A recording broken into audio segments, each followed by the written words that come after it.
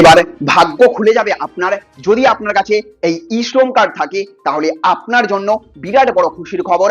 মাস গেলেই 3,000 টাকা ঢুকবে আপনার ব্যাংকে। আর এর জন্য আপনাকে কিছু করতে হবে না, কোথাও ছুটোছুটি করতে হবে না। শুধু তাই নয়, এই কার্ড থাকলে পাবেন বীমা কভারেজ। কিন্তু প্রশ্ন হচ্ছে, কারা তাহলে এই সুবিধা পাবেন? কিভাবে ই শ্রম কার্ড তৈরি করবেন? যাদের কাছে এই কার্ড রয়েছে তারা কিভাবে মাসে 3,000 টাকা পাবেন? আসল নিয়মটাই বাকি। আজকের ভিডিওতে সবকিছু বিস্তারিতভাবে জানাবো। ভিডিওটা শেষ পর্যন্ত অবশ্যই দেখবেন, কারণ অনেকেই ই শ্রম কার্ড নিয়ে ভুল তথ্যের কারণে বিভ্রান্ত হচ্ছেন।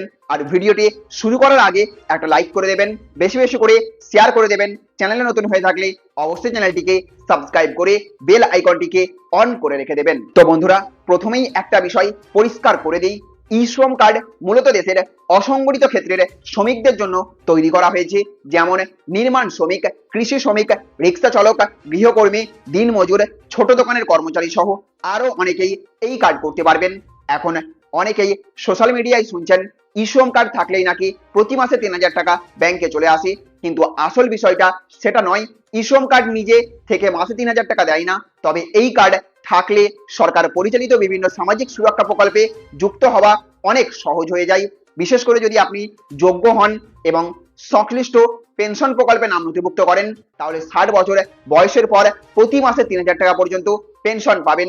এছাড়াও কিন্তু নির্দিষ্ট শর্ত পূরণ করলে দুর্ঘটনাজনিত মৃত্যু বা স্থায়ী অক্ষমতার ক্ষেত্রে 2 লক্ষ টাকা পর্যন্ত বীমা সুবিধাও পাবেন। ভবিষ্যতে কেন্দ্র বা রাজ্যের বিভিন্ন প্রকল্পের সুবিধা পৌঁছে দিতেও এই ই শ্রম ডেটাবেস গুরুত্বপূর্ণ ভূমিকা রাখছে। এবার আসে কিভাবে এই ই শ্রম কার্ড আপনি তৈরি করবেন। খুবই সহজ। সরকারি ই শ্রম পোর্টালে গিয়ে আধারের সঙ্গে যুক্ত মোবাইল নম্বর দিয়ে ওটিপি ভেরিফিকেশন করে নেবেন। তারপর নিজের নাম, ঠিকানা, পেশা, ব্যাংকের তথ্য সহ প্রয়োজনীয় তথ্য সঠিকভাবে পূরণ করে আবেদন জমা দিলেই এই ই শ্রম কার্ড তৈরি হয়ে যাবে। পরে সেটাকে ডাউনলোডও করতে পারবেন আপনি, আর আপনার ফোনে রেখে দিতে পারবেন।